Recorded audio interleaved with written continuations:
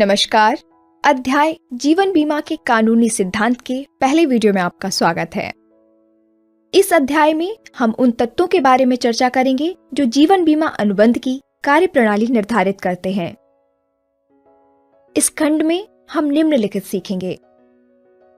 बीमा में अनुबंधात्मक समझौता शामिल है, जिसमें बीमाकर्ता प्रीमियम के रूप में जाने वाले मूल्य या प्रतिफल कुछ विशिष्ट जोखिमों के लिए वित्तीय सुरक्षा प्रदान करने के लिए सहमत होता है।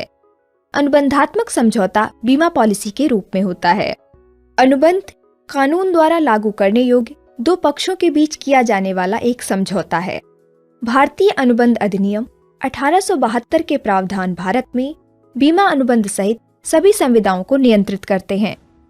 वैध कानूनी अनुबंध के तत्व इस प्रकार हैं: प्रस्ताव और स्वीकृति, प्रतिफल, पक्षों के बीच समझौता, स्वतंत्र सहमति, पक्षों की क्षमता और वैधता।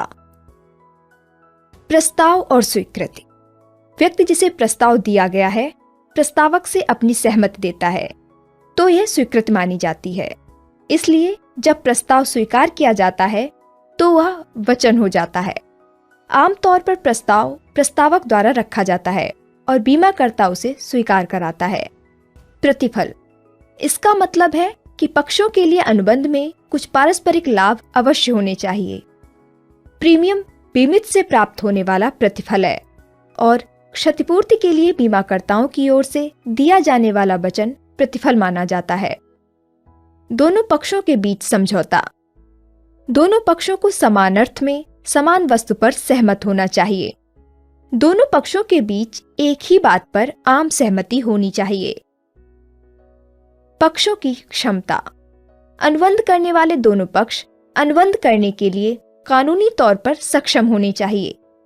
प्रस्ताव पर हस्ताक्षर करने के समय पॉलिसी धारक बालिग और मानसिक रूप से स्वस्थ होना चाहिए तथा उसे कानूनी रूप से अयोग्य घोषित नहीं किया गया होना चाहिए।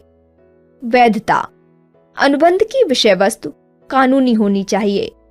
उदाहरण के लिए, गैर कानूनी कार्यों के लिए कोई बीमा नहीं हो सकता।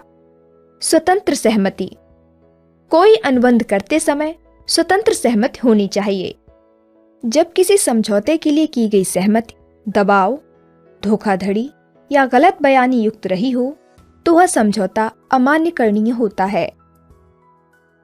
सहमति स्वतंत्र जब मानी जाएगी वह निम्न कारण से न हो: दबाव: इसमें आपराधिक साधनों के माध्यम से डाला जाने वाला दबाव शामिल है।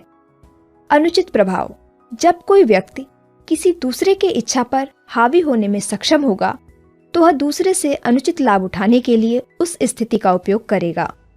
धोखाधड़ी: जब कोई व्यक्ति गलत विश्वास पर दूसरे को काम करने के लिए प्रेरित करता है। गलत बयानी: किसी के ज्ञान या विश्वास में या किसी वस्तु या घटना की व्याख्या करने में होने वाली त्रुटि। धन्यवाद।